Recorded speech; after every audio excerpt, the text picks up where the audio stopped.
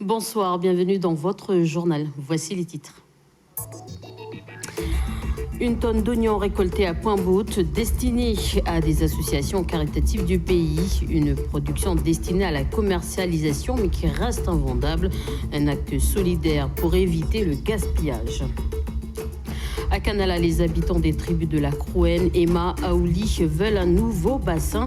En effet, celui-ci est rouillé, cassé et il date des années 70. Ils ont manifesté ce matin pour se faire entendre. La mémoire de Jean Wanyamala, footballeur honoré ce week-end lors de la nuit du sport à la tribu de Kédaigne à Lifou. Un événement sportif 100% sans alcool. En effet, le jeune footballeur a perdu la vie suite à une soirée trop arrosée. Je vous lisais en titre à Pointe-Boute, Zero Waste Pacifique a récupéré des filets d'oignons à destination des associations caritatives du pays.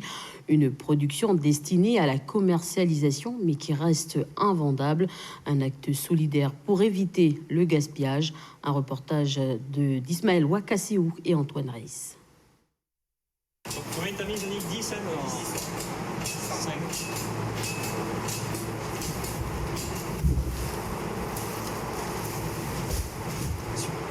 Ce sont plus d'une tonne d'oignons chargés dans ces bacs, destination Nouméa. C'est la première fois que l'association Zero Waste Pacifique, qui lutte contre le gaspillage alimentaire, se rend à Pointe-Boute chez Christophe, agriculteur. Ben oui, que de jeter autant que ça serve à des gens qui n'ont peut-être pas les moyens de manger à leur faim. Et puis, bon, ça fait... Je préfère ça que de jeter, c'est du gaspillage, j'aime pas le gaspillage. On repart avec une tonne d'oignons qui va être distribuée dans la foulée aux associations caritatives, aux foyers sociaux d'accueil. Et peut-être que la semaine prochaine ou la semaine d'après, on va revenir chercher, si les associations les ont consommés, l'équivalent en oignons. Selon l'agence rurale, la filière oignons souffre d'un manque de planification de la production, tout comme le souligne Christophe. L'offre dépasse alors la demande. Ben, le problème, c'est que chaque producteur cultive dans son coin, il n'y a pas de concentration. Il n'y a pas de... On ne sait pas qui plante quoi, donc on plante habituellement ce qu'on plante tous les ans. Puis après, on arrive en surproduction parce que la saison a fait que tout le monde s'est retrouvé à planter dans les mêmes périodes de plantation, quoi. 30% des 15 000 tonnes de légumes produits chaque année n'arrivent pas jusqu'aux consommateurs. L'association essaie de récupérer le plus possible de légumes afin d'éviter tant bien que mal le gaspillage. C'est surtout ce qui est intéressant, c'est avec les gros agriculteurs, puisqu'en fait, si pour se déplacer pour quelques centaines de kilos, c'est pas très intéressant, entre guillemets, c'est sûr qu'à partir d'une tonne ou 2 tonnes, ça devient assez intéressant, puisqu'on mutualise, on a des économies d'échelle sur les coûts logistiques. Et puis ça permet surtout de donner des légumes à un grand nombre de bénéficiaires. Première association à livrer, Rapsa, qui aide à la réinsertion des anciens détenus. On parle formation, cette fois-ci un dispositif pour former les futurs agents de l'hôtel 5 étoiles Ouadrabé à Lifou. C'est ce que prévoit une convention de partenariat signée ce matin entre le groupement pour l'insertion et l'évolution professionnelle, la province des îles et l'établissement provincial de l'insertion, de la formation et de l'emploi. 5 formations dans le domaine de l'hôtellerie de luxe seront proposées à partir du mois de mars. Je vous propose d'écouter Georges Kachawa, directeur adjoint de l'EPIFI. Effectivement, ça va être une très belle pierre précieuse à nourrir. Et aujourd'hui, on nourrit effectivement les gens de façon à ce qu'ils aient les compétences pour le personnel de cet hôtel, avec un niveau d'exigence très élevé. C'est la raison pour laquelle on a voulu faire intervenir plusieurs partenaires. Et aujourd'hui, on a, dans le cadre de la formation plus particulièrement, la collaboration que nous faisons avec la SODIL et surtout le GIEP, qui forment sur le plan technique ces différents corps de métier. parce qu'ils ont l'expertise justement de la formation de ce type de public-là et de ces métiers-là. Donc voilà, pour ça, on travaille en confiance avec eux. Voilà, une soixantaine de jeunes seront formés avec des titres professionnels à la clé. Mauvaise nouvelle pour ceux qui comptent voyager avec le Betty-Cho suite à une panne technique. Les prochains voyages à destination d'Île-des-Pins, Marie et Lifou seront annulés jusqu'à nouvel ordre. Les clients qui ont déjà pris des billets seront prévenus par SMS. Autre information pour le transport, la circulation pour l'ensemble des véhicules est rétablie sur la RPN, la route au lieu-dit Weyep à Puebo. Les croisements sont interdits. En effet, la chaussée s'était dérobée à cause des dernières intempéries. En cette période de vacances scolaires, les gardes nature et la police municipale mènent conjointement des patrouilles sur le littoral. Nouméa, objectif mener des actions de prévention auprès des baigneurs, des plaisanciers, des pêcheurs ou encore des personnes présentes sur les îlots. Ce matin, notre journaliste Michel Pimbé a embarqué et a participé à l'une de ces patrouilles. Bonjour. Bonjour. Police municipale avec la protection du lagon. Les gardes nature, donc on est là pour sensibiliser les gens. Vous êtes quoi? Vous êtes en promenade? Vous êtes en... Aujourd'hui? Oui. Donc nous, notre rôle, c'est de sensibiliser les gens concernant les risques requins, donc tout ce qui est rejet de nourriture, vidage de poissons, grattage, etc. C'est la routine depuis 2 semaines pour ces gardes nature de la province sud et ces agents de la police municipale. Avec les vacances scolaires, plages et îlots sont particulièrement fréquentés. Une plus grande fréquentation qui donne lieu à de mauvais comportements. D'où la nécessité de mener de la prévention. Nous, en tant que garde nature, on patrouille sur tout le littoral, mais aussi sur tous les îlots. Voilà, on va voir les gens, on leur explique, on leur demande un peu leurs activités, ce qu'ils font. S'ils n'ont pas les bons gestes, on leur explique ce qui est mieux de faire et d'éviter de faire, en fait. Voilà, il y a des bons gestes à savoir. Et si tout le monde s'y met, ce sera plus safe sur le littoral et autour des îlots de Nouméa, mais aussi de toute la province sud. Récemment, la ville de Nouméa a pris de nouvelles dispositions dans le cadre de la prévention du risque requin. Parmi celles-ci, l'interdiction de rejeter des déchets organiques, de nourrir les animaux marins, de nettoyer, gratter, vider les produits de la mer et de les abandonner sur le rivage. Dans les zones de baignade de l'agglomération, la pêche y est même interdite.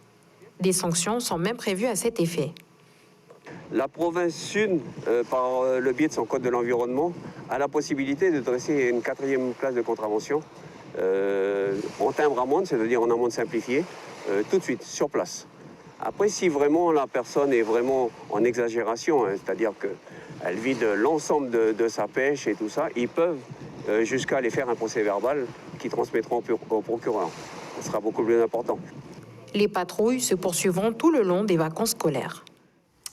À Lifou, la 10e édition de la Nuit du Sport commence aujourd'hui à la tribu de Kédaigne, un événement à la mémoire de Jean Wanyamala, un footballeur qui a perdu la vie sous l'emprise de l'alcool. Faustine Lefranc. Menu langouste pour l'entrée, que des repas locaux, du citron. Le repas d'inauguration est prêt pour ouvrir la 10e édition de la Nuit du Sport. En moyenne, chaque année, 400 personnes venues de toute l'île participent à l'événement. Des festivités qui rassemblent les jeunes autour du sport et de la musique, mais où l'alcool n'a pas sa place. L'alcool, il est interdit dans le site de la Nuit du Sport. Même ici à la tribu, il est vraiment interdit d'avoir d'alcool. C'était le but d'organiser la Nuit du Sport parce que Jean Wanyamala, il a perdu sa vie parce qu'il a bu de l'alcool. Il était un modèle dans le sport et l'alcool lui a détruit sa vie. Et il a détruit aussi sa famille. Derrière cet événement, c'est la mémoire de Jean-Nodi Wanyamala qui est honorée. Ce jeune footballeur, dont la vie s'est brutalement envolée en 2011 à l'âge de 22 ans, était l'un des joueurs les plus prometteurs de la sélection de football du pays. Meilleur buteur du championnat calédonien de 2009 sous les couleurs de l'AS Lecy, son jeu et sa vitesse de percussion dans les défenses adverses avaient été remarqués au niveau national par de grands entraîneurs comme Antoine Comboiré ou Aimé Jacquet. En mêlant le souvenir au festif et à la pratique sportive, un tel événement permet à la fois d'éveiller des vocations, tout en rappelant la fragilité de la vie. Voilà, je vous le disais en titre, à Kanala, les habitants des tribus de la Croène, Emma, Aouli veulent un nouveau bassin. L'actuel est rouillé, cassé et il date des années 70. Les contestataires ont manifesté ce matin pour se faire entendre. Un reportage de Vanessa Kédé. Tu vois, dedans, là, il y a le niveau du sorti qui va à la tribu, puis le vidange. C'est ensemble comme ça, là. Puis en dessous, là, c'est vers là, là. Puis en dessous, là, il y a la terre. Mais quand l'eau qui vient des mâts, là, il rentre ici, là, il rentre dedans, là. Il bouge la terre dedans, là. Puis c'est ça qu'il envoie la terre sale sur le tuyau qui sort. On ouvre l'eau, puis c'est sale. On met les bouteilles, tout ça, c'est sale. Plus loin, là-bas, à la tribu, là-bas, il y a les asticots qui sortent. Ronald avait 3 ans quand ce bassin a été construit. Aujourd'hui, il en a 51. Comme toutes ces personnes, il n'en peut plus d'avoir de l'eau non potable au robinet. Après 2 heures d'échange quelque peu tendus, le maire a su répondre aux attentes de la population. Satisfait, oui, parce qu'on est tombé d'accord sur un calendrier, une programmation de travail. D'après ce que nous dit le maire aujourd'hui, c'est ça qu'on peut retenir. Parce que les travaux ont démarré le 4 février. Au courant de la semaine prochaine. On a parti pour répondre déjà à la première revendication qui est sur l'eau. On a déjà une réponse favorable du maire. J'espère qu'aujourd'hui, la période qui s'ouvre, on va mettre un terme à cette revendication qui date depuis bien des lustres. Selon le maire, le réseau d'alimentation en eau potable de cette zone, c'est-à-dire la Croène, Aouli et Emma, est une affaire qui date. Les discussions ont pris du temps car il fallait fixer des priorités. Aujourd'hui, tous les moyens sont réunis pour que les travaux commencent. Le marché a été signé l'année dernière. L'entreprise a été sélectionnée. Les travaux devaient démarrer au mois de janvier, janvier dernier, mais à cause des conditions météo, ça a été repoussé. Ce que je leur disais, c'est que sur ce chantier-là, on a bon espoir que ça démarre au mois de février, puisque le beau temps revient. C'est à cet emplacement que le nouveau bassin sera installé. Un chantier qui marque le début du changement. Voilà, c'est la fin de ce journal. Merci de l'avoir suivi. Nos journaux sont à suivre ou à revoir sur notre site caledonia.nc. Belle soirée.